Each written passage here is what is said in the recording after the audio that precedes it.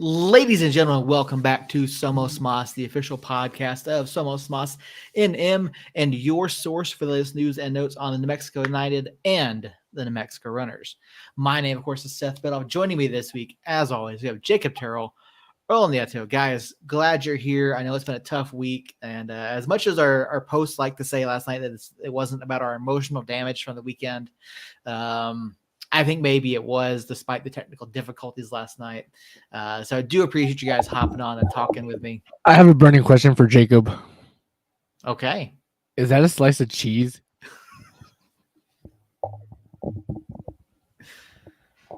Yes.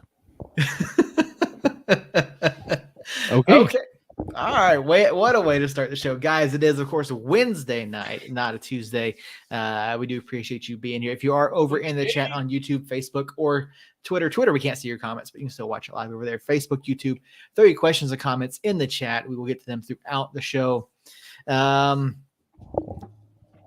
Real quick announcement. We were just talking before we came on the air. We are going to be providing you guys World Cup coverage this time. Obviously, we weren't around during the last World Cup cycle, so we're going to figure out a schedule and get you guys some World Cup content throughout the tournament.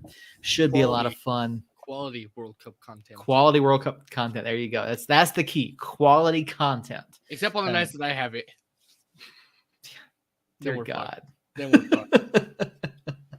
Can't wait to see what happens there. But yeah, we're going to figure out a schedule. We will get you guys some World Cup content throughout the tournament over the holidays. And we'll just get right into it. My one burning question for both of you guys this week: how does it feel to be out? Are you talking about like playoffs or The like playoffs? Yeah, or like the single market? Like, what are we talking here? Out of the playoffs, man. How does it feel? I mean, United returned, went out to Sacramento, and promptly lost. How does it feel to be out? So, I've been telling myself this for quite some time now. Expect disappointment, and you'll never be disappointed. I've been telling you that too with your Falcons. Who cares? I mean, we're still what, 3-3, 3-4. So, like I said, expect disappointment. You won't be disappointed. Oh, I haven't been. Yeah, I have expected nothing out of them this year. So, I've been pleasantly surprised that we're 3-4. So I'm not hurt about it, but I'm not happy about it either. No. Like, I'm in this like weird suicide watch funk. Well, Jacob, quick question: can we extend that to you because of how your Buccaneers are playing currently? No, we won a Super Bowl, man. I don't care.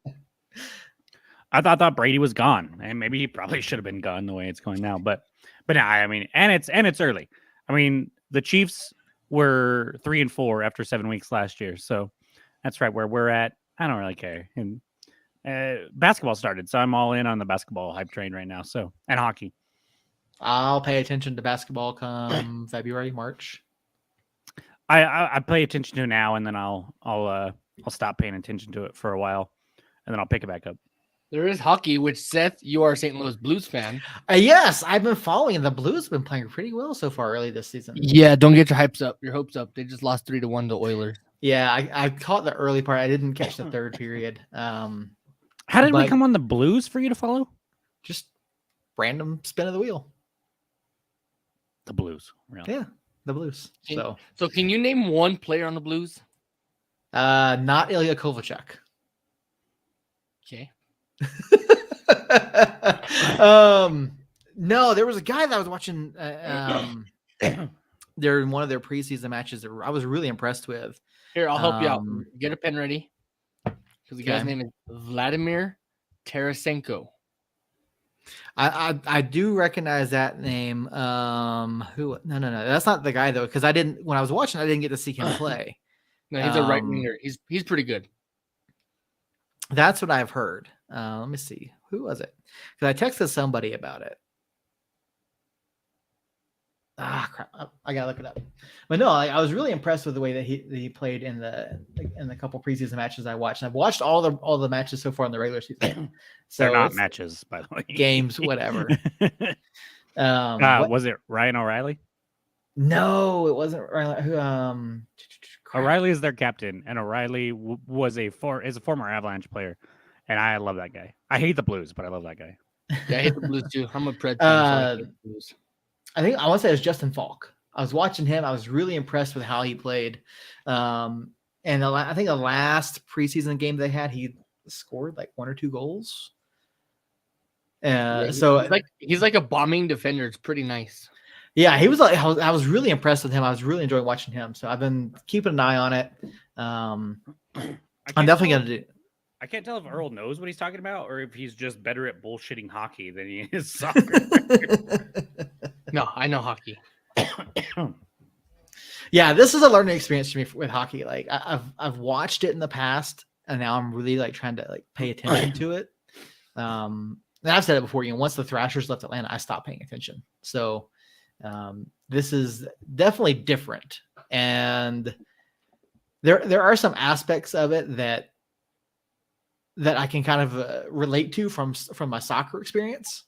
But yeah, it's Jacob. Do you need me to drive to Fort Sumner, give you CPR? Possibly. If you see me fall, run. That's what I'll say. Well, I'm not gonna run. I'm gonna probably hop in my car and drive out there for you. But I won't run to your car at least, please. We'll have to put shoes on first. No, you don't. Dude, there's fucking go-heads out here. Wah. Those things are like the spawn of fucking Satan. Yes, they are. We're not even 10 minutes in the show. We're already like off the rails. Earl expected nothing and got nothing out of the playoff match on Saturday night. Jacob, how disappointed are you? Like, are you disappointed that we're out? I was hoping you would forget that I didn't answer this question. I think there's always kind of a sense of relief when we lose finally, just because like playoff games are fucking stressful, man. Like I was watching the LAFC Galaxy match on Thursday. That was stressful. And I was freaking the fuck out. And like I'm a fairly big LAFC fan, but it's not like United. Like it's not like in my blood. It's not my heart and soul like United is. So watching that United match, it was weird because it was stressful kind of until Sacramento scored. And then our response to Sacramento scoring was a response that we've unfortunately seen several times this year of like nonchalantness and like I'm not going to say not caring because I know those guys and I know they care. But for whatever reason, the urgency wasn't there at first, right after where they scored their first goal. And from that moment on, I was like, oh, okay, well, we've seen this story before. And so I'm not even going to worry about it. So from that point on, it was kind of just, all right, if we end up getting one back and tying it up, then awesome. But I'm not going to hold my breath. And that's kind of where I was at with that. And so it's bittersweet. I'd rather be in still and fighting for a title, but at least this way I can not have a heart attack in 5 years because I feel like it'll be a little bit longer now since we don't have at least one more game to stress out on. But at the end of the day, I mean, I thought at the beginning of the season, if I will have to go back and listen to the tapes, but I was pretty freaking high on this team. I liked a lot of the moves that they made.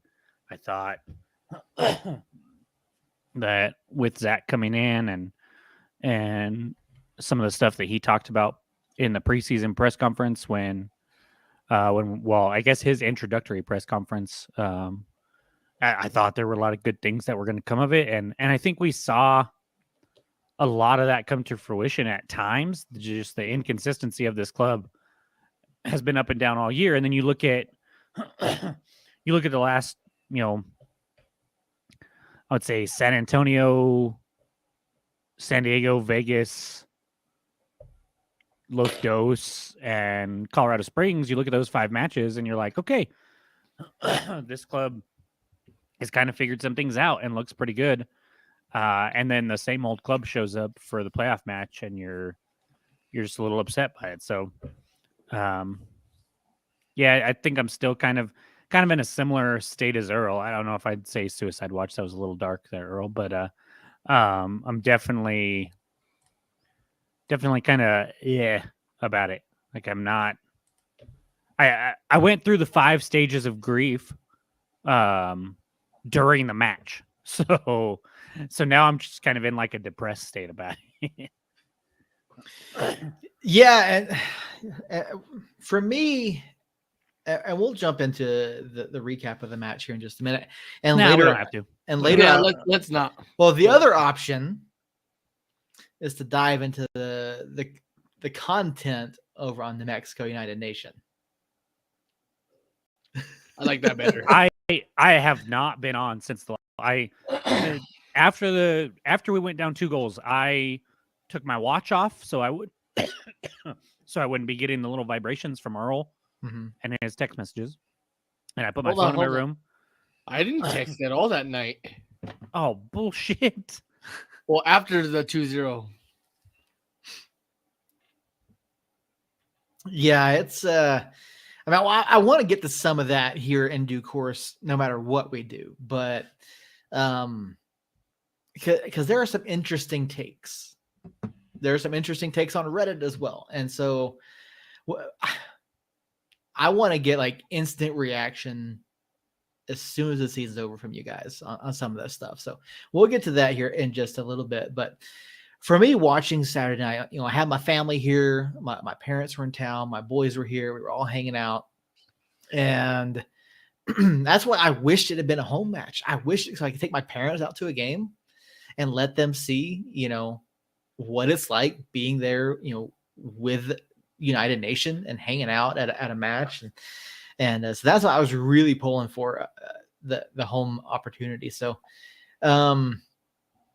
but watching it was really just a tale of 2 halves. We played decently in the first, and then, like you said, like we came out flat, like we've seen, and that's where it's like, okay, like this, there's that feeling, we're not playing like we have in the past few weeks, and so like that disappointment's obviously there after the return to the playoffs, something that we missed out on last year, that experience, that opportunity to get out and shine, in front of only a handful of teams remaining.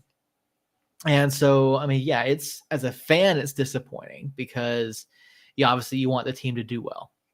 And as a media member, someone who covers the club, that has access to Zach and has access to the club, and we get to see things, and we know a little bit more about what goes on, behind closed doors than most folks. And this team is better than what they did this year. They really are, talent-wise, intelligence-wise, football IQ-wise. And I think that's what the biggest sense of disappointment is for me. It's that this team should have done a lot better, in my opinion, knowing what we do about the club and seeing what we see. But they continue to play down. And so, it's definitely disappointing. But there is that sense of relief. It's like, okay, well, now we look forward to next year and, starting a new campaign up here again in about 5 months. So that's where I'm at with it. As disappointed as I am, it's like, okay, time to turn the page and move on to next year for us. Yeah, I honestly think some of our best content and some of my favorite moments are off-season moments, and seeing who we're bringing in and who we're bringing back and what we're doing. And so I'm looking forward to that to an extent. But the thing about that is you get that content and you get that silly season type stuff, whether you win a championship or not. So I would much rather be looking at who we're bringing back after at least making a run and not getting bounced in the first round. Yeah, I agree. And, we already know a little bit about who's coming back next season. We know that we do have 5 players already under contract through 2023. Chris Wehan, Christian Nava, Kalen Wright, and Amando Moreno, and Sergio Rivas. They're all under contract for 2023. So those guys will be back. They've already, that was all announced months ago. So it's nothing new. The club hasn't put anything new. Rehan was announced when we got him when back we signed him, yeah, from Orange County, and I think Kalen and Armando were announced last offseason. Yeah, they put out a news update like a couple months back, talking about these players were signed through 2023, and then it was in Nava's post, Nava's news, that he was signed through 2023 as well. So the rest of the club, as far as we know, is only signed through the end of November of this year. So, well, we know that Nico has a team option, for next year. I'm relatively sure there are a couple others. Well, we know that Ratty has the option to buy after the loan. Yes, Ratty does have an option to buy. And so the team can decide, I think, to keep several other players depending on what they feel, how they feel this year went. It's just a matter of figuring out what exactly they want to do with certain players. But so it's not necessarily we only have those 5 players signed through 2023. It's that the rest have, not the rest, but some others have options that we could pick up or they could pick up or something like that. I've just been that's what we know at this point. Yeah. So, and then we also know that that Carl Sainty is so the MLS Next Pro season is done, but he hasn't officially returned to the squad. There was no official announcement made about it. FC Dallas did have the option to buy. As far as I know, that has not been triggered. So there's a chance we may see Sainty back as well. As far as I know, he's not under contract for 2023, and his contract will be up at the end of November. So we'll see what happens with him as well. But silly season we'll get into here in the next couple weeks. El Paso's silly season is already ridiculous, and we'll talk about that probably, I don't know, maybe next week after. We'll get into that. But yeah, I mean, Saturday night, New Mexico United, Sacramento Republic. Republic pick up the 2-0 win over United. United looked pretty good in the first half. We were pressuring Sacramento a lot inside their own defensive third, made several errors or caused several errors from Republic that we just couldn't take advantage of. You saw Armando Moreno on like the 5th minute, I believe it was, get the ball off a turnover and shank the ball wide right. A couple minutes later, similar thing happened. And so United, look, we had opportunities. We just couldn't make anything of it. And then second half comes around, we come out flat. Sacramento gets that goal there 90 seconds in. And from there, it's all Sacramento. I mean, looking at this match on Saturday night, I mean, Earl, first, let's go to you. What went right for United, in your opinion, in the first half? And then how did that change later on?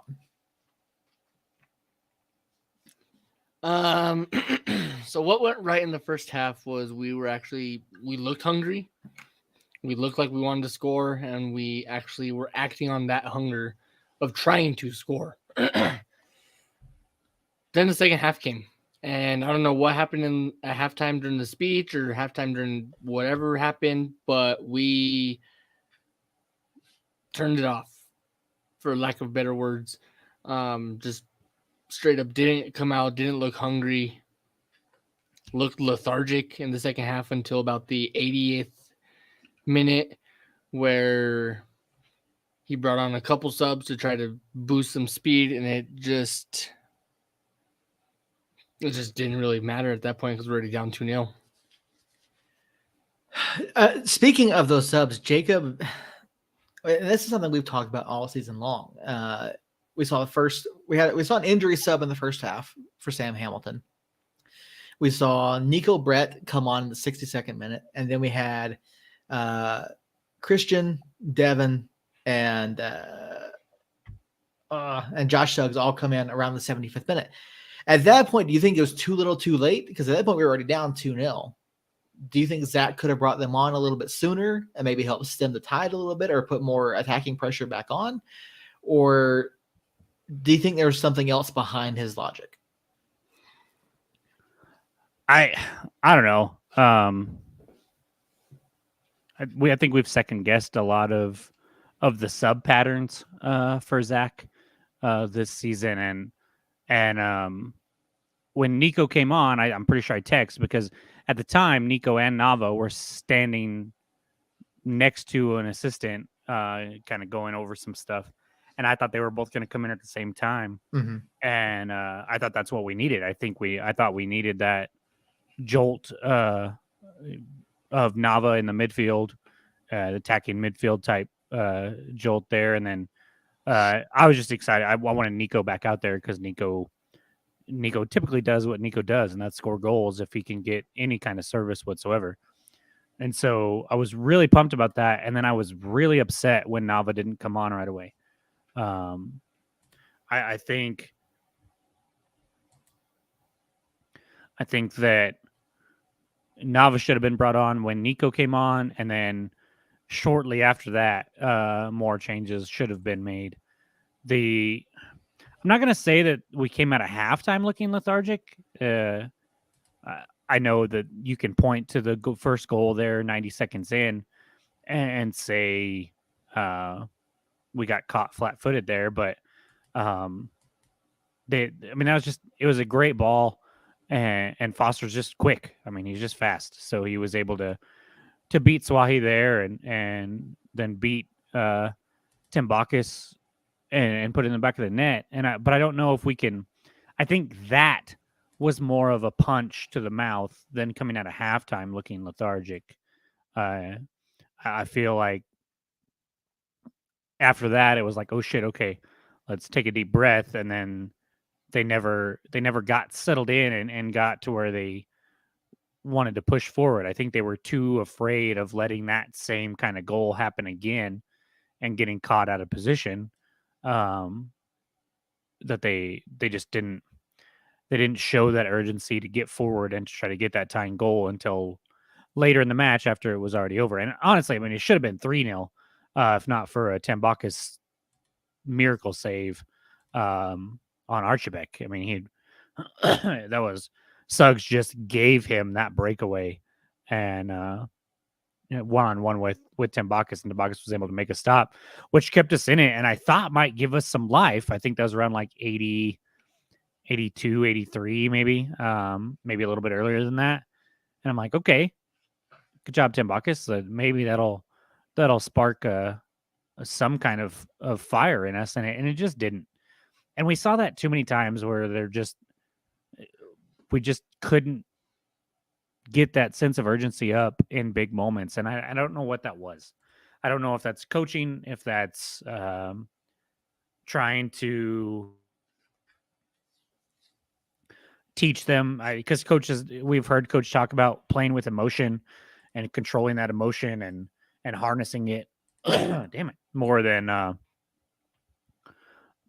instead of overdoing it and over attacking and stuff like that. And I don't know if he just coached them so well that they were very good at that, not getting emotional and not ramping up. But I don't know.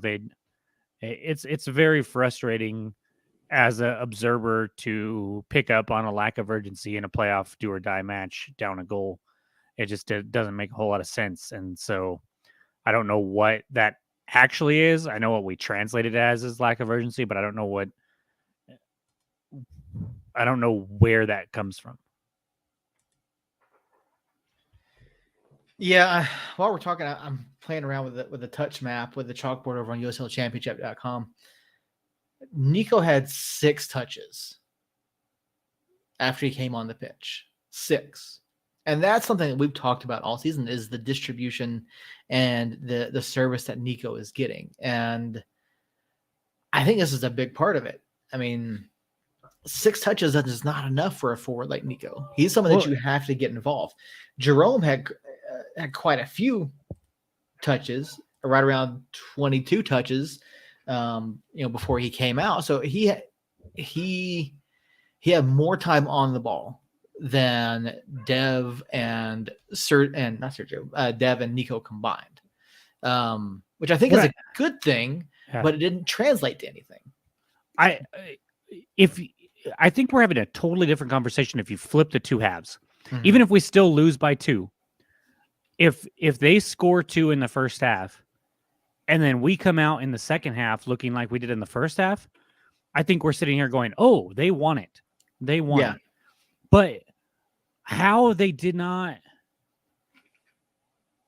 I understand the press part of it is a little different when you're down a goal, because the other team's more liable to just sit back and not want that ball. But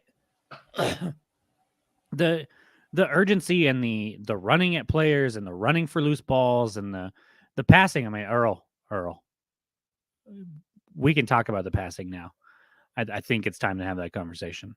The second half specifically, some of the worst passing in United history, I think. I mean, just they look, and I think they just got rattled after that first goal and just could not settle down. And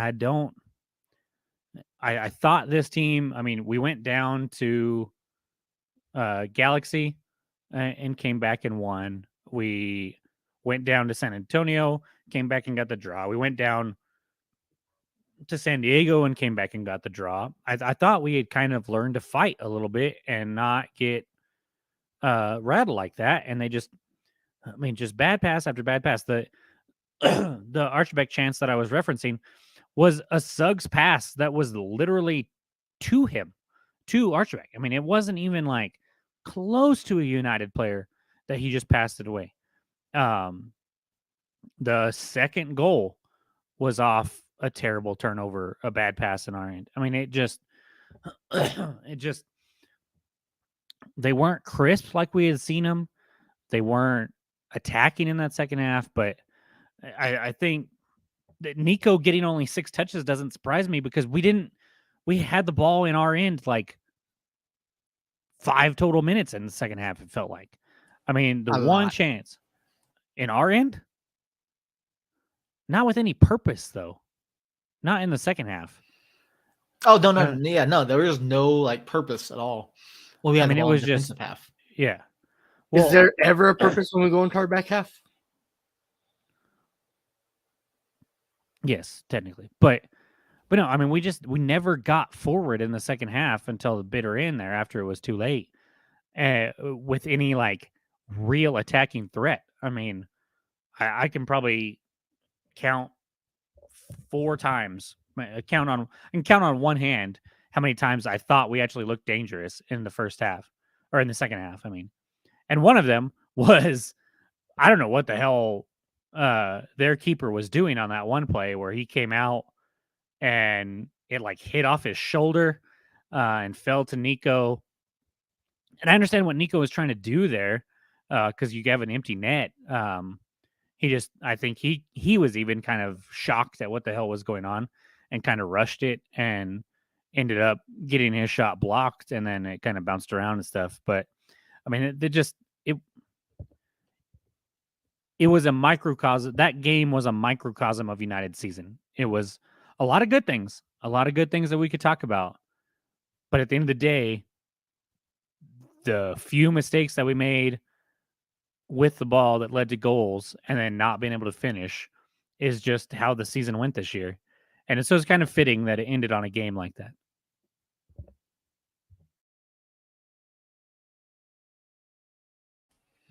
I think one place that we really failed on Saturday was I don't think we played in the wide areas enough. And over the past couple weeks, we've seen success doing that, but we got away from it. And like we knew Nico was available. Zach knew was available. So I kind of questioned the 11 a little bit. I kind of questioned the tactical setup. I question the intensity. I questioned, there are a number of things that I have issues with how we played Saturday night. In the first half, like I felt like we were on to something. I felt like we had opportunities, and I mean, we just it's been like that all season long. We play well for a half, and we don't get the finishes. So I don't know. Like, I'm going to go back. I'm going to look at a bunch of different things here in the off season and see if I can't dive deeper into it. I'd like to see if we can have some more conversations with Zach, with some of the players, maybe, and really see if we can't like dig into what do they think they didn't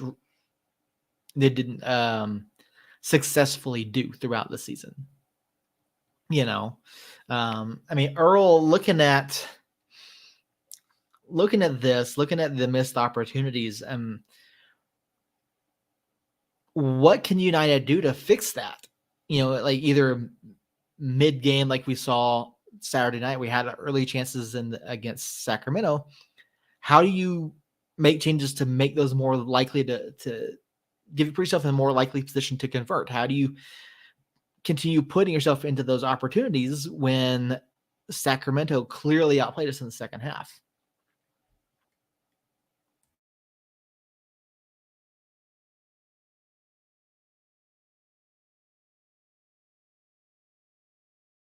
You're muted, Earl. What did you just say? My brain had like a meltdown for a couple seconds. So when you see United having these opportunities and they're not converting, they're not making the most of the opportunity, what changes can Zach make there in the middle of the match to try to keep those opportunities coming, to try to put the guys in better positions to convert those chances? Or, and there in the second half when Sacramento is playing as well as they were, how does United break that to get like a single opportunity? I think better subs. I mean, we had Brucey on the bench who didn't make an appearance. Brucey is always a game changer. You had Nava, who was supposed to come on with Nico, but then sat around for about half a century, grew a beard, and then finally came in. The kid's now old enough to drink, I guess, because that's how long it took for him to get on the pitch. So really just better timing with the subs, I would say, in order to insert that speed and that pace in order to get our attackers into the spots where they need to be. If that makes any sense. Do you feel like there's enough creativity Saturday night, or did you, because that's something we've talked about it also this season, was there enough creativity for you in generating those opportunities? The first half, yes. The first half we played incredible. I mean, yeah, we didn't score anything, but we also didn't let them score. And we looked hungry and continued to pressure the entire 45 minutes. So yeah, there was a bunch of creativity in the first, but then second half they took a nap somewhere and just didn't wake up. Looking at United's shot statistics on Saturday evening, 5 blocked shots, 1 shot on target. Everything else was off. I mean, and that's just that's not going to cut it. That's not good enough at all. 16 total shots, 1 on target. 1. I mean, I don't necessarily think shot selection was bad. It's just the conversion. It's making quality shots. And the thing is that's not necessarily something you can teach. Like, you can teach your players, work with them and say, hey, look, you get your opportunity, you have to take your shot. You got to take them. You can't teach the quality of the shot. It's all on the follow through of the player. Yeah, I mean, it's just, it's disappointing. I think that's all there is to it, looking back at Saturday, because we obviously, we all want United to continue on. We want a cup. We want United to do well, but the team just wasn't good enough on Saturday, and they weren't good enough at different times throughout the season. So, I mean, that kind of brings me to the next topic, and I mentioned it earlier, is New Mexico United Nation over on Facebook. Earl, I know you had some back and forth with some folks. I didn't get involved in any of it. I've read through some of it. And the armchair reaction, the immediate reaction from some folks seems to be there needs to be a massive overhaul of the roster, of the coaching staff, beginning with Zach.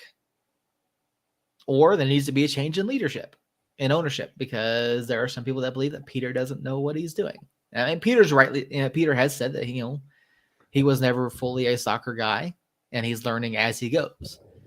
So, instant reaction, Jacob. Where is the problem with this team? Is it Zach? No, it's not Zach. It's not Peter. Peter has built something out of nothing. And when you hear Peter talk, or when you talk to Peter, we've been lucky enough to have him on the pod.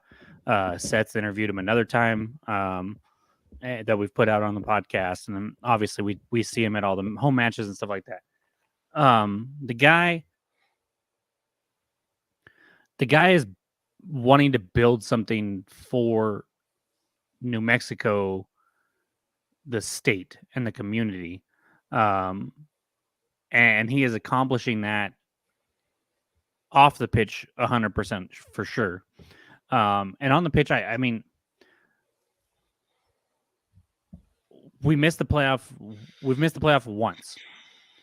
The 1 year that we were like in the play-in round, whatever the hell you want to call it, we made the quarterfinals of the Open Cup, beat two MLS sides. Then this year, for all the shit talking and all the problems, we barely missed hosting a playoff match. And then we did shit the bed in the playoffs. I'll give you that. But people are acting like we're like the worst team in the league and the sky is falling.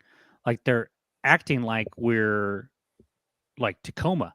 I know Tacoma's not in the league anymore, but like they're just reacting as if like we should, like you look at Louisville.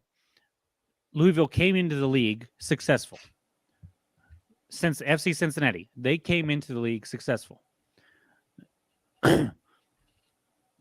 Phoenix did not come into this league successful. They have built something since then. And obviously it's kind of tore down just last year. You can look at El Paso and see, oh, okay, well, they made the Western Conference Finals 2 years. The first 2 years they were in existence, blah, blah, blah. But they haven't built anything sustainable. We saw that this year, and we're seeing it this offseason going into next year. Mm-hmm. They're not, barring some miraculous signings and a miraculous turnaround, they're not going to be a top-tier club next year. They might make the playoffs because half the league makes the playoffs, but they're not going to be like world beaters next year. What we're trying to do is build something that's sustainable year over year over year over year, both on and off the pitch. I think we have proven that off the pitch we have done that. What United does in the community is, one, more important than what United does on the pitch most of the time.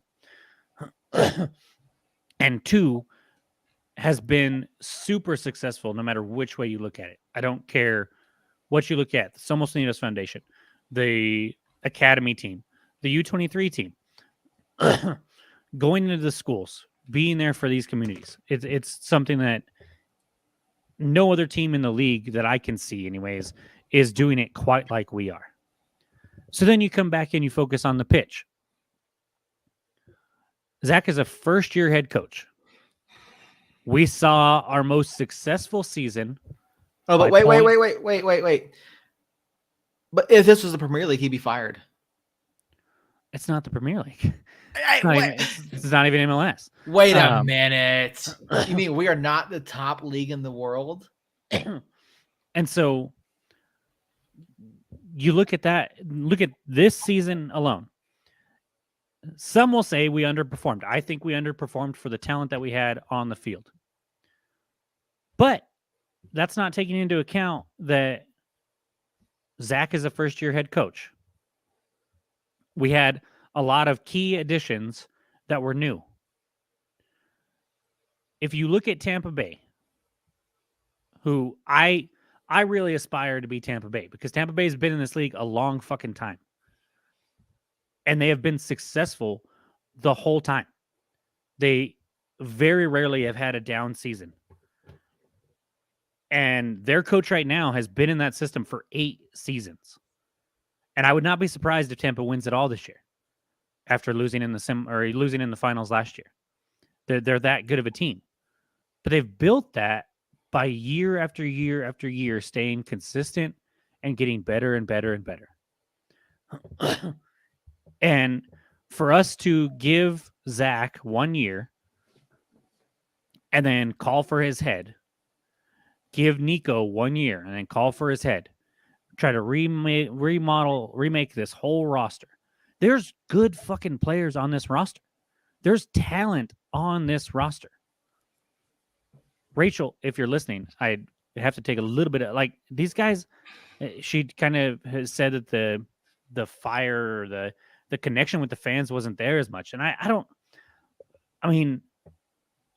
I think that is coming from a place because the home games didn't go our way, and I'm sorry, but if I'm a player playing at home in front of 13,000 fans and we lose, particularly like in the fashion that we lost to Birmingham, I don't want to go out there and sign autographs for 30 minutes after the match.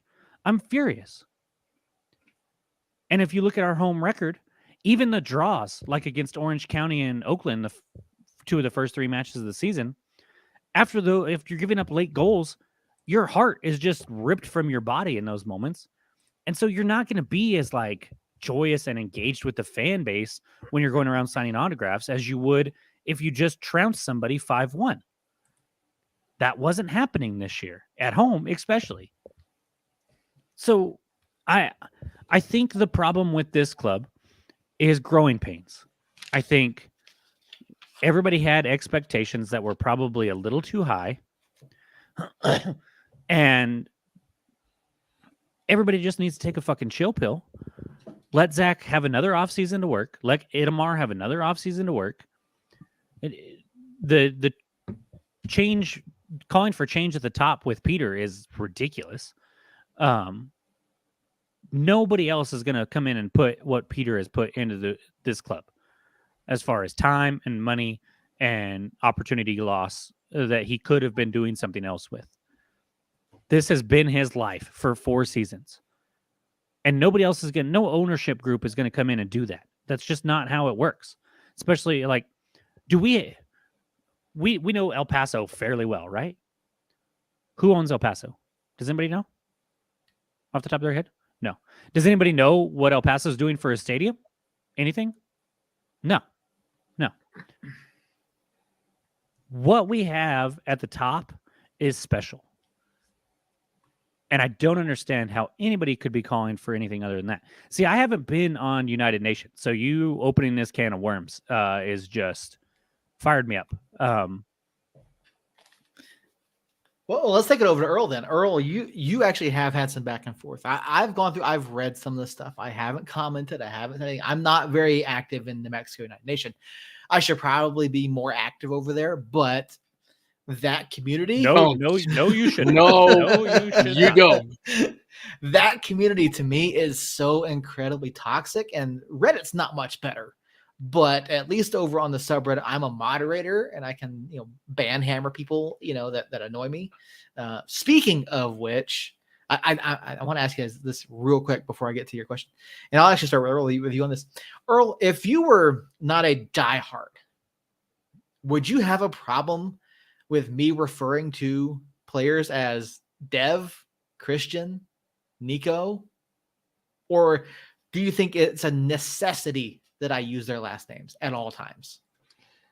No. So around the world, am I mute? No, I'm not. Sorry, I have a little frog in my throat. So around the world, you look at the top players. What are their names? Mbappe, Ronaldo, Neymar. They don't all go by their entire first name or their entire full name.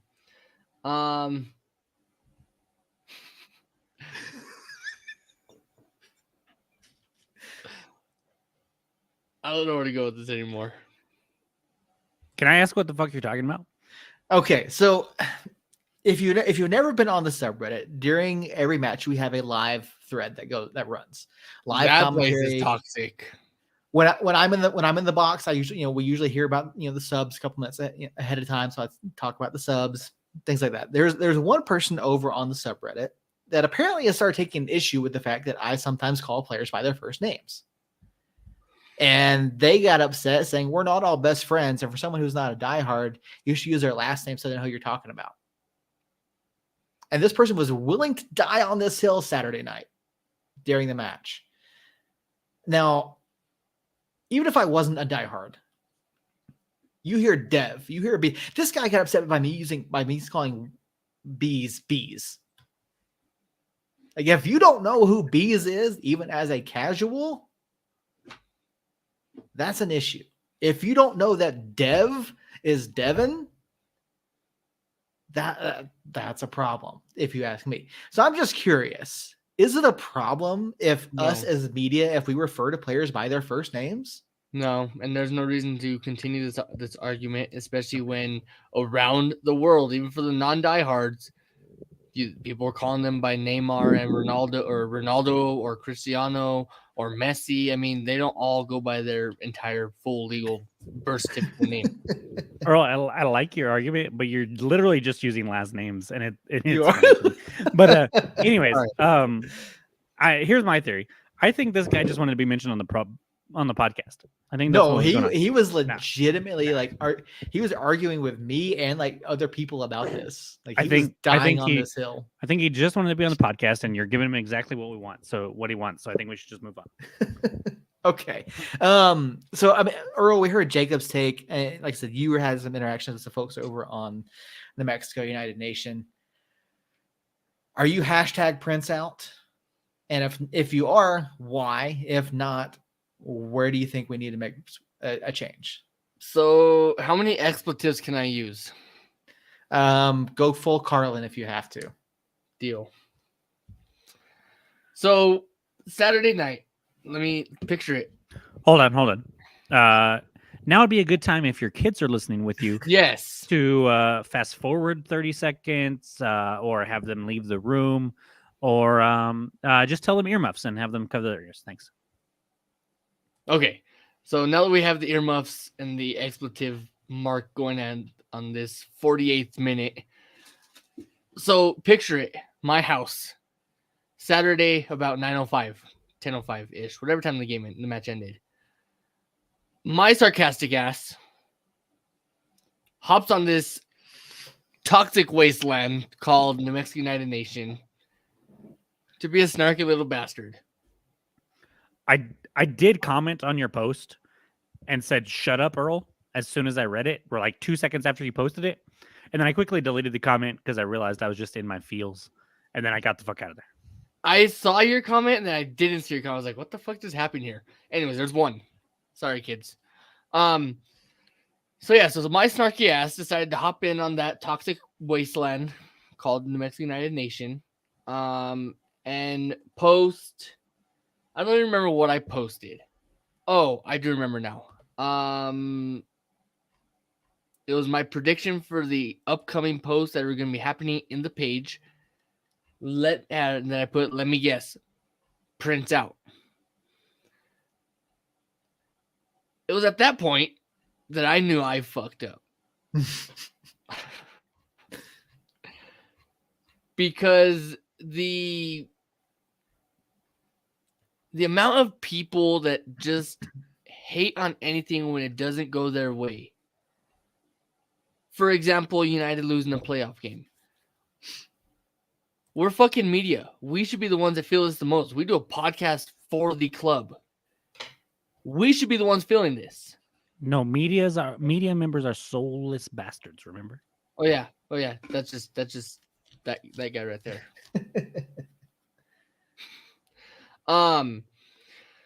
So no, we should be the ones feeling it the most because now we have to talk about it. Now we have to face the club when we do an interview with them or when we talk to them about, hey, the fuck just happened there?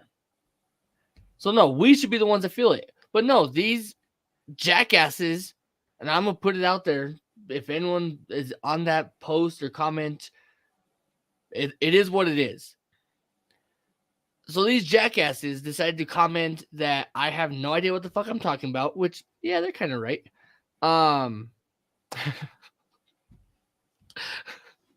Just kidding. I'm professional today.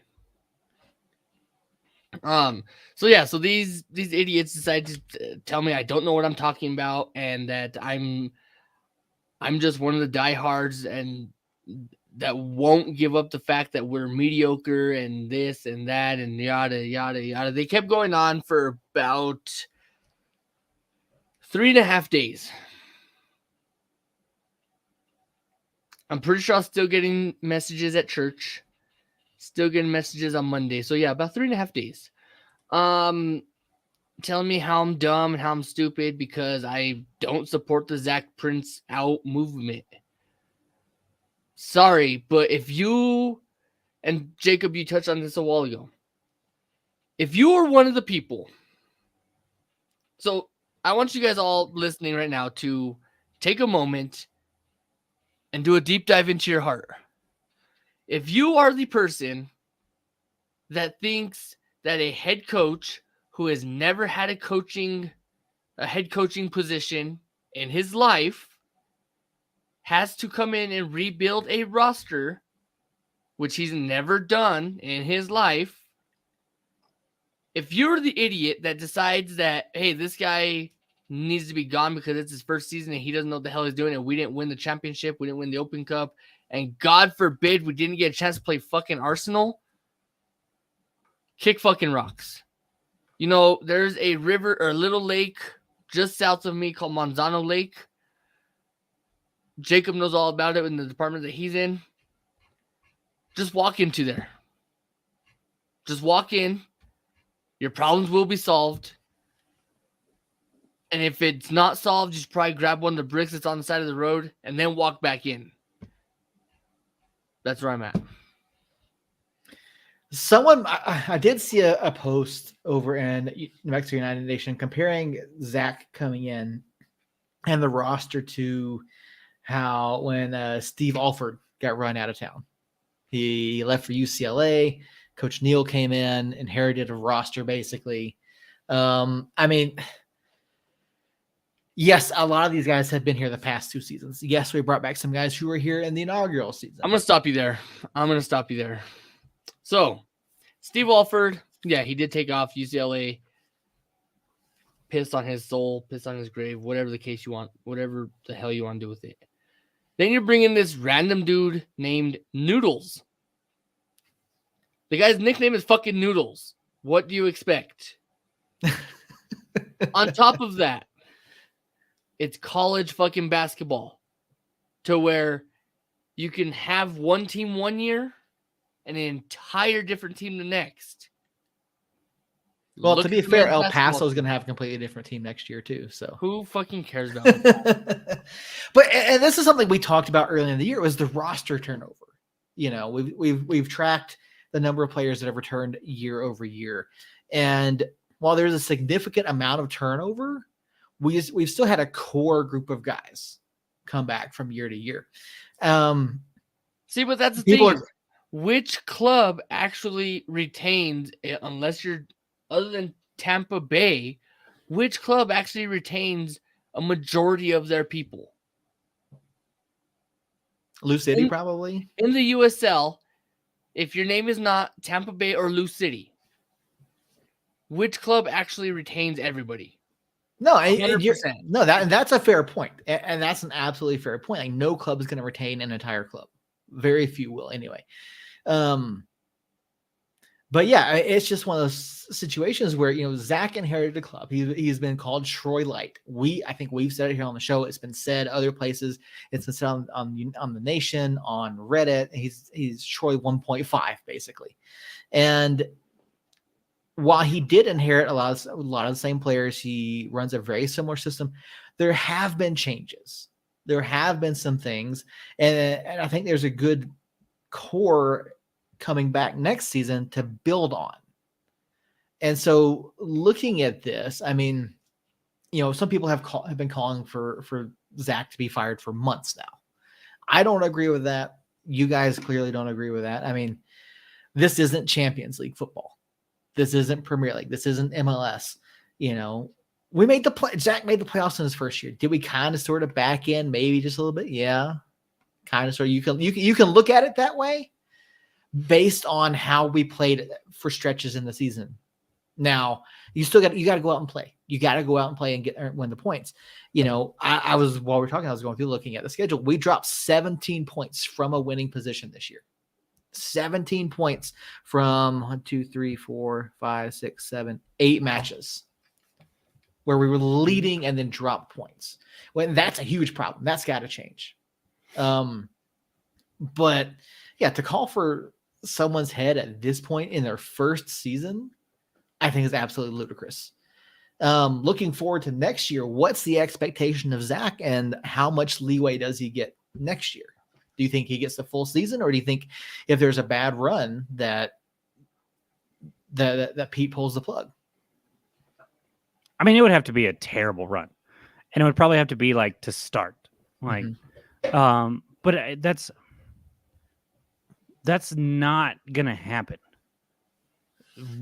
with the resources that we're going to put into this roster. We're gonna have talent out there, and in this league, a lot of the times, talent will at least. I mean, I think in some ways we rode talent to the 5th spot of the playoffs. I don't think we were super dynamic in attack. We had a lot of issues in attack. I think the defense started off really strong, but then kind of faltered there in the middle of the season, especially. But at the end of the day, talent kind of wins out over a 34-game schedule, and you're going to end up about where your talent says you should be. And I think we were right there in that 3, 4, 5, 6 range of the West, talent-wise. And so I don't see a run that would be bad enough to have him be out mid-season. And we're really, what good does that do? I agree. Yeah, you're gonna take him out mid-season and have a full-on coaching search in the middle of the season. No, we're gonna go poach someone from another club. Phoenix. And so it just doesn't make a whole lot of sense to move on in the middle of a season next year. But I mean, look, we've talked about how I am probably too optimistic most of the time. But looking at what we have coming back, if we can tweak around what we know is coming back and what we think might be coming back, the talent's going to be there. Another year in the system, another year of hopefully Zach kind of learning about some things that we think he did wrong that I think you can definitely look at sub patterns and say, hey, some things probably needed to change sub pattern wise.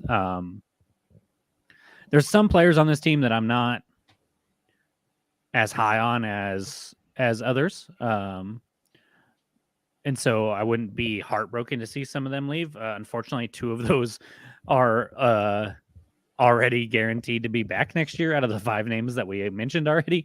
2 of the ones that I'm not down on.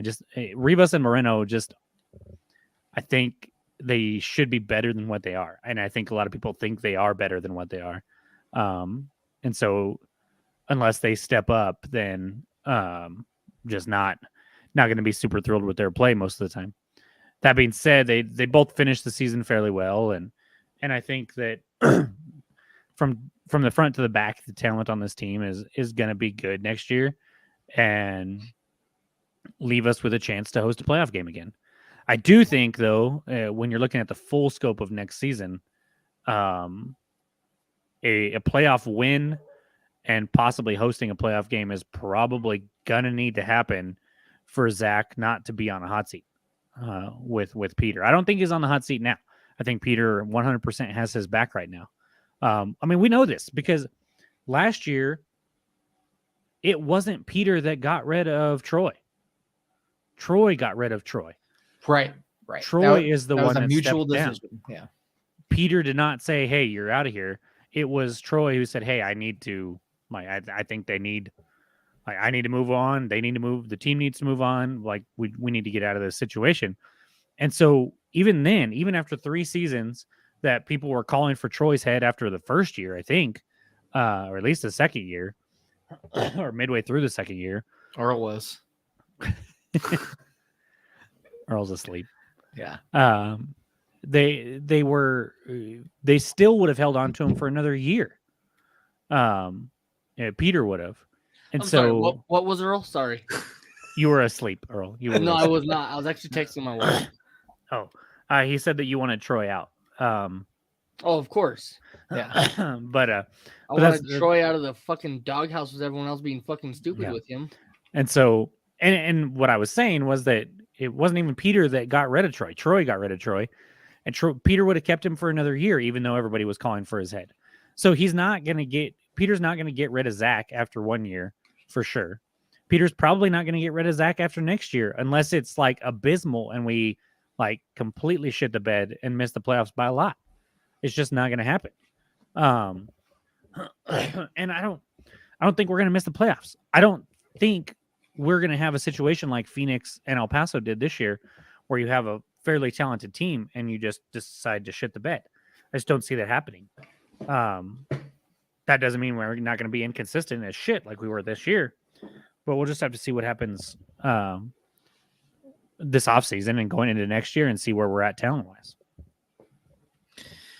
Yeah, definitely a lot to look at, a lot to look forward to. And as things break over the offseason, we will certainly get to those.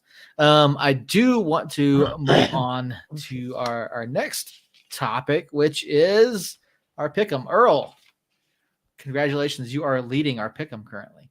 You are 5-1. Yay, Earl. You're muted. Who the fuck keeps doing this to me? I swear to fucking God. Anyways, I don't know how 5-1 is possible. But that's probably better than Seth's fantasy right now. So that's good. I'm 5-2 in my fantasy football league. Thank you. My point. You've lost? I've lost twice. Yeah. So Anyways. my point is my pick'em score, my pick'em record is better than your fantasy league. So we're good there. Well, we'll see what happens this weekend. Yeah, no, you had a good weekend pick 'em. Jacob, you're 3-3. I am 2-4 currently. So yeah, I mean, you guys went. You guys didn't go chalk on a couple. I didn't go. I wouldn't say I went chalk, but I had a couple picks that I thought were going to pan out that didn't. Earl, you were the only one who took Pitt over Birmingham, so I think you lucked out there a little bit. A fantastic penalty shootout, by the way. That was fun to watch. That whole match was fucking unreal. Yeah, it was. One thing I will say, one of my biggest takeaways from the entire weekend is the piss poor refereeing across several of these matches. I mean, Elvis Amo should have been red carded for his knee to the head of Tyler Derrick. Like, he should have been gone. There should have been red cards all over and I mean, most of those ended up out in San Diego. So, so speaking of which, let me go back over here. We're gonna go back to United. So one of those comments that I got on that toxic dump of a place on Facebook was that we got away with. Actually, it wasn't even on that toxic dump. It was actually on the USL because I called them out on their piss poor officiating on the non-call handball. 46 minutes, Jacob. Go back and watch it.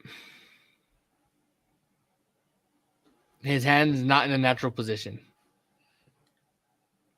Anyways, so I made a snarky comment on Facebook because that's what I do on Facebook is snarky bullshit comments. And Sacramento comes in and says that we got away with a non-called red card that we should have got a red card on. Did you see anything that we should have got a red card on? No, I didn't see anything. I didn't think so either. That's where I stopped talking to the guy. Yeah, no, there was a clear handball that should have been called. It would have been a free kick from right outside the box based on where he was. But yeah, I mean, his arm's out like this, and you could see his arm. You know, that's not a natural position. His arm he's made himself bigger. Like that should have been a call. There was the second goal possibly should have been disallowed if there was VAR. I couldn't get a good enough angle to tell if it comes off of his arm, but the refereeing was questionable across the league Saturday night. Yeah, and San Diego apparently decided that Landon Donovan should go call a match ahead of the World Cup, and they looked terrible. Pick up 3 red cards, so congrats to them. But looking ahead to this weekend, we've got 4 matches going on. Saturday, October 20. No, Friday. I apologize. Friday, October 28th. San Antonio hosts Oakland Roots. That is Friday night at 8:30 Mountain Time, I think. Eastern time. Oh, that's a terrible start time. So that is a terrible start time. 10:30 here. 6:30. You're going the wrong way, Earl. Yeah, you're right. How is 6:30 a terrible start time? That's when San Antonio matches start. Is between 6 and 6:30. I think it's a terrible start time. I just think it is.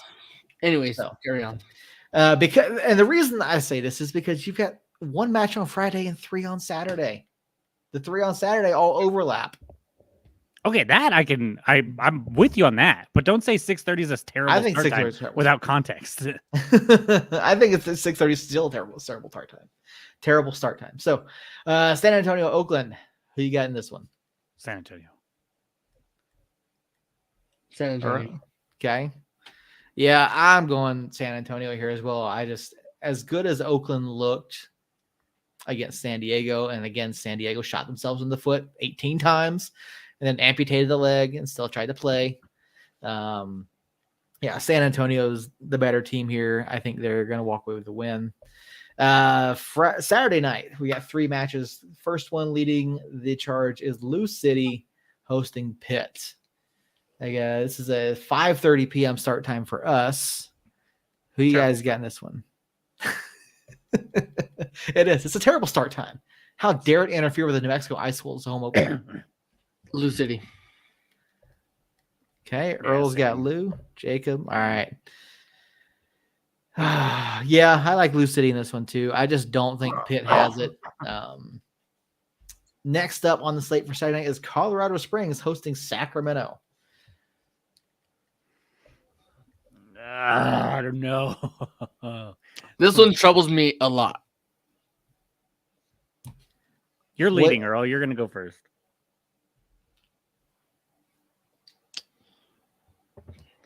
Sacramento. Sacramento. Okay. Any particular reason why?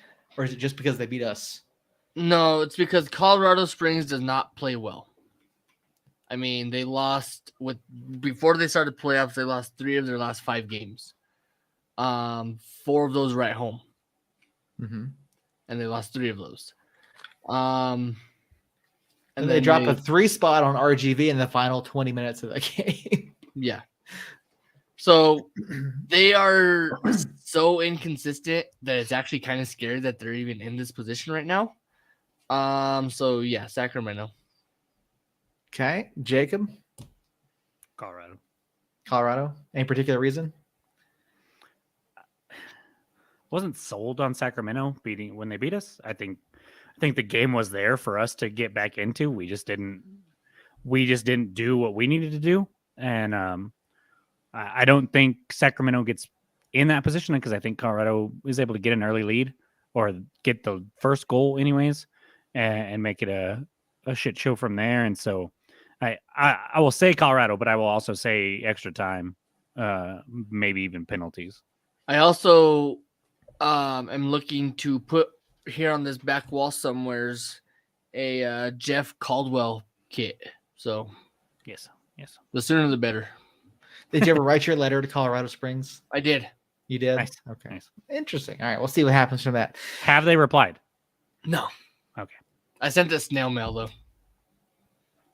Oh. Yeah, I'm not sold on Sacramento. I think there's a chance they could win this, but Colorado Springs over the past couple weeks, Aaron Wheeler has been super impressive to me. Again, no Haji Berry, but they've got Galena. They've got plenty of weapons out in Colorado.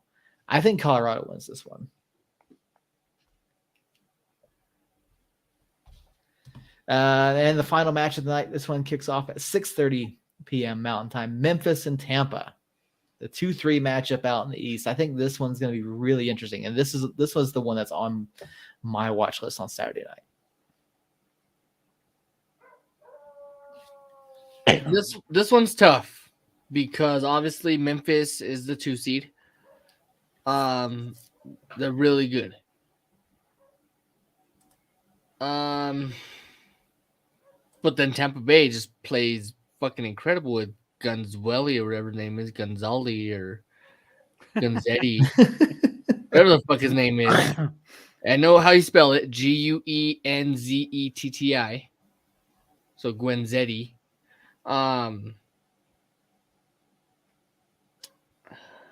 Memphis. Are you looking at any stats before we go into this? Are you looking at his name right now? Or do you just know how to spell it? Don't look it up. No, I don't have it. Okay, what's his first name?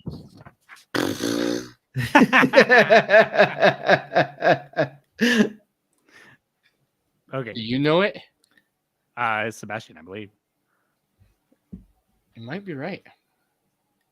You are correct. Gwenzetti. Sorry. There you go. I love how you could spell his Italian last name, but did not know his first name. I don't need stats. I'm going Tampa Bay.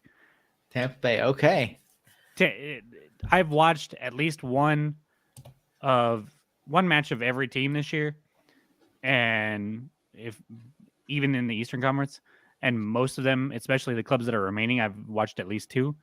And Tampa, to me, has the highest ceiling of any team remaining. Mm-hmm. I think they can reach the highest highs, and I trust them to at least reach a higher high than Memphis. So here's why I went Memphis. I'll give you an explanation. Because you want to lose. No. Because you don't know what you're talking about. Even if I lose, I'm still not going to lose because I'm still at 5 and you're only at 3. Anyways. I don't know if you quite know how math works. So Tampa Bay has not lost a home match since June 6th of this season, 2022. Mm-hmm. And if it's not June 6th, it's June okay, 1st. Devin Kerr talking about a home match that's not happening anywhere else. What the fuck are you talking? It's in Memphis. It's going to be in Memphis. That's my point. So you just said Tampa hasn't won or lost a home match. How do you? But then you're saying that they're playing in Memphis. I don't understand. Elaborate. How do you mute this guy? Anyways. I lost my train of thought. Never mind. I don't know what the fuck I was trying to say. I don't know if Earl will try to speak to their road record, but Rowdies have lost 4 of their last 5 matches on the road. That's fine. They lost to Lou City, Colorado, Charleston, Detroit City, and then they beat Monterey Bay on the road. Sure, I think that's where I was going. I don't know. Carry on. Yeah. I don't know. I'm guessing there. All right, so Earl's got Memphis. Jacob's got Tampa. I agree with Jacob. Tampa's got the higher ceiling of the two clubs, and probably the highest ceiling of all the clubs remaining, except for San Antonio. I like Tampa Bay early in the season. I said that they were a really solid team, especially when they were having a little bit of a down moment. I took Tampa Bay over El Paso over El Paso a few weeks ago. USL show. Taking El Paso over Tampa Bay. You guys insane. You have to remember that Phil on the USL show is the Seriously Loco guy. I mean, he is a El Paso fan. No, I know. And sways them one way or another. Most. I'm still convinced at this point that they don't watch the Western Conference at all. I'm just convinced. They have two guys on that show regularly that are an El Paso fan and an Orange County fan.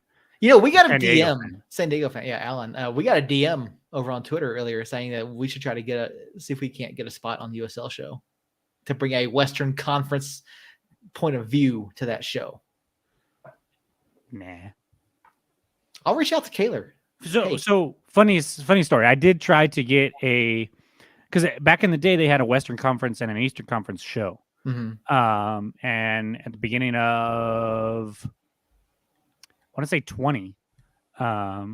2020 season, I was on the I still technically am on the BGN roster as far as writers. And I tried to get a Western Conference podcast going then, and it never panned out. So if they were to do that, get us Western Conference guys on one pod and then the Eastern Conference guys on another pod, I'd be down. Maybe we do that. Maybe we should do that. Reach out, maybe me, you, Harry, Phil, Alan, maybe. I don't know. I'd have to look and see who else does one in the West, but those are the guys that I would want to talk to, or Ray. Ray would be interesting. But anyway, yeah, I have an issue with USL show taking El Paso over Tampa. Like, it's just no. But Tampa Bay higher ceiling than everybody, in my opinion, except for San Antonio. So I think their ceiling is higher than San Antonio's. I think San Antonio is more consistent by a mile. But as far as like what they are capable of, I think Tampa Bay is capable of whooping San Antonio 3-0 in the right circumstances. That doesn't mean they're going in the right circumstances. That doesn't mean they're going to. But if they come out and play how they can play 100%, like their best game of their life, I don't care what San Antonio does. I'm picking Tampa Bay. The problem is that just doesn't always happen, and Tampa has been inconsistent this year at times, to where I wouldn't count on that to happen. Yeah. I mean, I wouldn't count on it to happen simply because San Antonio's got a fucking fantastic defense. And no, they do. I'm not taking anything away from San Antonio. Yeah. I just think that Tampa would be able to score on them, and Tampa's defense is no slouch either when they are fully engaged. And so you give me a fully engaged Tampa Bay Rowdies, and I think they're a better team than anybody else. Yeah, very well could be. I've got that as my final this year. I really do. That's my final. So I'm taking Tampa Bay in this matchup over Memphis. So there you go. There's our picks for this weekend. Be sure to tune in Friday and Saturday night to catch all the action over on ESPN Plus. I think that's going to just about do it for us here this evening. I do have one final thing before Jacob closes us out. Guys, it is election season. No matter who you vote for, no matter which way you lean, left, right, center, go vote. Nothing's going to change if you don't vote. You can talk all you want, but nothing's going to change. The people that you support, nothing's going to happen if you don't go vote. I voted yesterday. Here in Bernalillo County, the ballot's like this long. It's insane. It's front and back. And there's more money on there for education and homelessness and other things. People, go vote.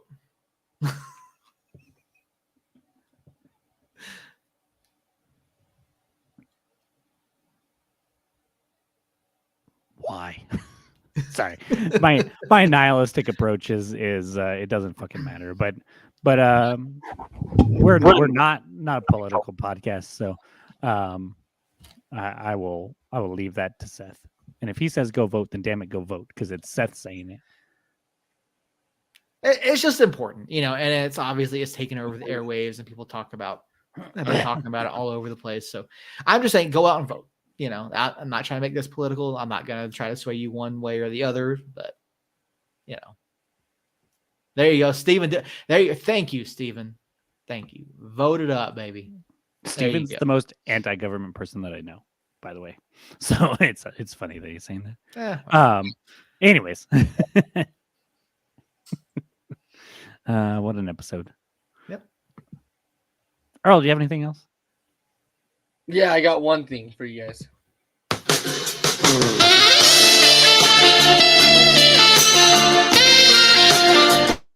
God, that was fucking loud. Yeah.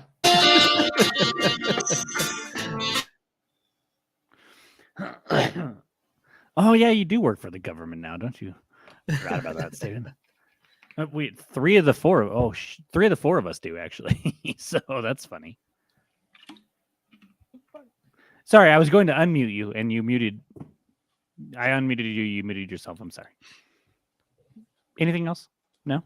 Anything non-music related that will get us kicked off of YouTube? No, we're good. No. All right, We're good. guys. All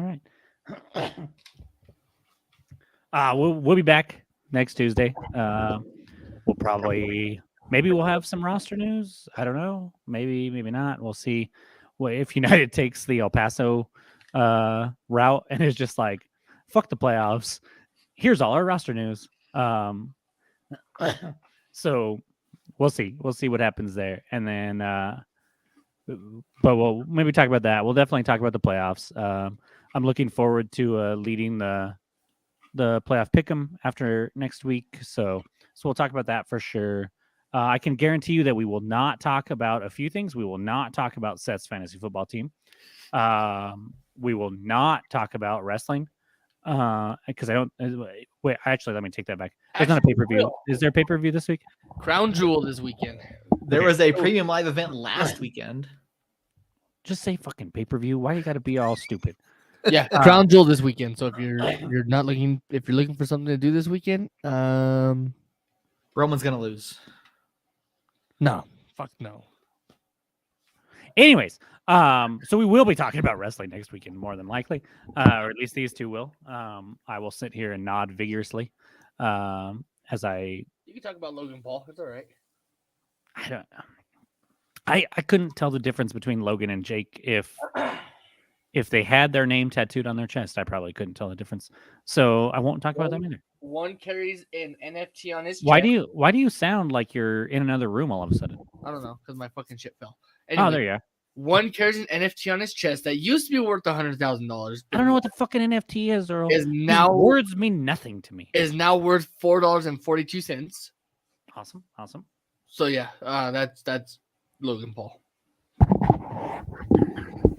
That clarified nothing for me, so I appreciate that. Very good insight there. And well, so anyways, we won't talk about fantasy football, specifically Seth's team. We won't talk about the government, except for maybe telling you to go vote one more time. We will probably talk about wrestling. We will probably talk about the playoffs. And then who knows? I mean, somehow we went an hour and a half tonight. And I think that was mainly off of United Nation hate. Is what I'm thinking that was. So we can always dig back into that next week too. So it just depends. We'll see where the road takes us next week. Now that we don't have games to talk about, buckle up because it's gonna be a fun off season, fun playoffs, and we love it. We love it for sure. Steven, thank you for being in the chat. Christina, thank you for being in the chat again. I think you're gone already, but love having you in the chat, and can't wait for next week. Hopefully we can have Harry and Robert back in after their match. Hopefully they're crying a little bit. No, I want them to win, actually. One more question, guys. One more question. We talked about kind of predictions and stuff like that. Who are you rooting for the rest of the way? Who does your heart want the rest of the way? Start with Earl. Fucking hate you. Richie Ryan. Yes, Richie Ryan. Memphis. Rooting for Memphis. Your heart wants Memphis. I like the bracket toss. I like that you also printed out a fucking bracket when you're staring at a computer screen right now and could have just had it up. Could have just had it on in the background. You wasted all that black just- ink too. Look, Shit ton of black ink. look. So much black ink. So many squids had to die for that black ink. Listen here, motherfucker. We've all agreed on this that I am the oldest person in this fucking group, even though I'm the youngest. Do you have This a is dot fair. matrix printer? I don't fucking know. My mom printed that off for me. God, Earl, you're fascinating. You're fascinating, Earl. Just freaking fascinating. This right here. Earl is a true boomer. That's yes, we've been saying it this whole time. Love it. Seth, who are you rooting for deep in the recesses of your black soul? Tampa. No offense to Harry, like I think San Antonio is going to win it, but I'm rooting for Tampa. This is a tough question, guys. Because I can make pluses and minuses for everybody in there. Hey, if Haji Berry was still with Colorado, the answer would be Colorado pretty easily. The answer still might be Colorado for me, just because I love Colorado, the state. Caldwell is my favorite non-United player. Are you fucking high? But after being on that touchline for that match last weekend, some of their other players just completely pissed me off. So I don't think I can root for them. San Antonio, it's probably San Antonio. It's probably want to root for my buddy Harry and Robert, and would like to see somebody that's a regular on this podcast happy for once, because I don't know when we're ever going to be happy. And I typically, I'm always happy. This is fair. I'm always happy. Not sports wise, not sports related happiness though. That's what I'm talking about. Sports. I'm always happy because in my mind there's constantly this. God, where's the mute button? Every fucking time. I swear. So I think my heart is saying San Antonio. Fair enough. All right. And on that note, guys, next week, Tuesday, hopefully, 9:00, we will be here. We will be talking about the playoffs. We will be talking about a handful of things. A lot of nonsense will be mixed in there for sure. And if you want to bring your own nonsense, come on, join the chat. Throw some nonsense out there that you want our take on. We'll be happy to give it to you, even if we know nothing about it, because that's our specialty on this show, is talking about shit we don't know about. So, with that, until next Tuesday, Somos Unidos, guys. See you, Steven.